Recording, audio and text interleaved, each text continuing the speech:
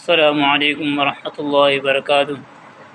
نحمدہ ونصلی علی رسول الکریم۔ تاریخ اسلام کے سنہرے فیصلے۔ جنگ بدر کے اندر جو 70 قیدی تھے مشرکین مکہ کے، جو 70 لوگ گرفتار کیے گئے تھے، ان میں ایک شخص ابو عزہ عمر بن عبداللہ بھی تھا، جو کہ بڑا شاعر تھا، لوگوں کو جنگ کے لیے ابھارتا تھا مسلمانوں کے خلاف، اور اللہ کے رسول صلی اللہ علیہ وسلم کے خلاف لوگوں کو جنگ کے لیے ابھارتا تھا یہ شخص۔ اور یہ شخص جو ہے ایک کنگال، محتاج، غریب آدمی تھا، اور اس کے بچے بھی بہت زیادہ تھے۔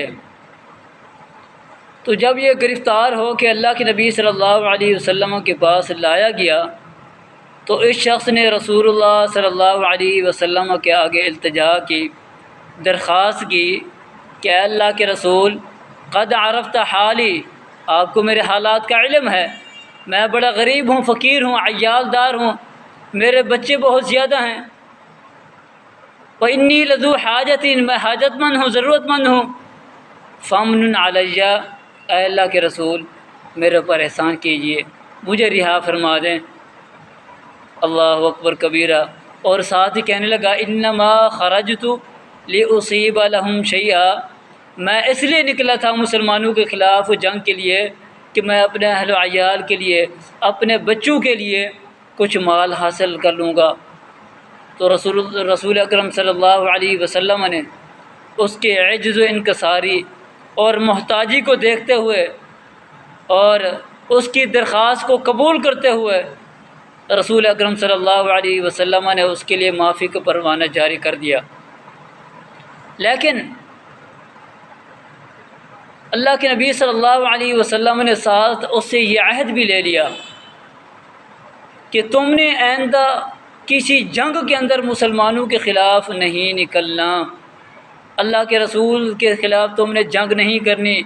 مسلمانوں کے خلاف تم نے جنگ نہیں کرنی۔ مگر اس شخص نے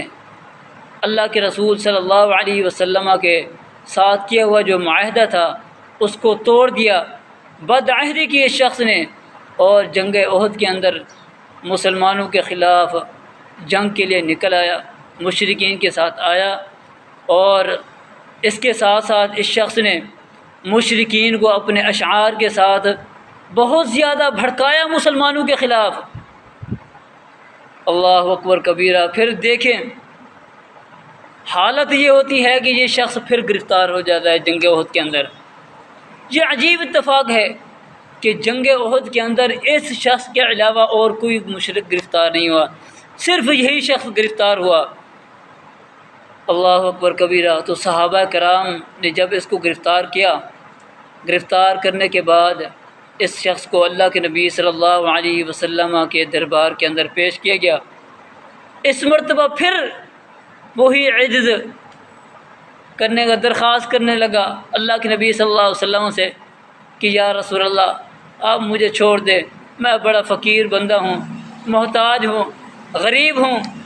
بچوں والا ہوں، عیال دار ہوں۔ تو اللہ کے نبی صلی اللہ علیہ وسلم نے اس مرتبہ اس کی باتوں کے اندر آپ نہیں آئے، کوئی بات نہیں سنی، بلکہ اللہ کے نبی صلی اللہ علیہ وسلم نے ارشاد فرمایا یا لا یلدغ المؤمن من جحر واحد مرتين، کہ مومن بندہ ایک سوراخ سے 2 مرتبہ نہیں ڈسا جاتا۔ تو نے ایک مرتبہ ہمارے ساتھ بدعہدی کر لی ہے، تجھے ایک مرتبہ ہم نے تیری عجز کی وجہ سے، تیری درخواست کو ہم نے قبول کرتے ہوئے، تیرے بچوں کو دیکھتے ہوئے ہم نے تجھے چھوڑ دیا، ایک مرتبہ تو نے بدعہدی کی،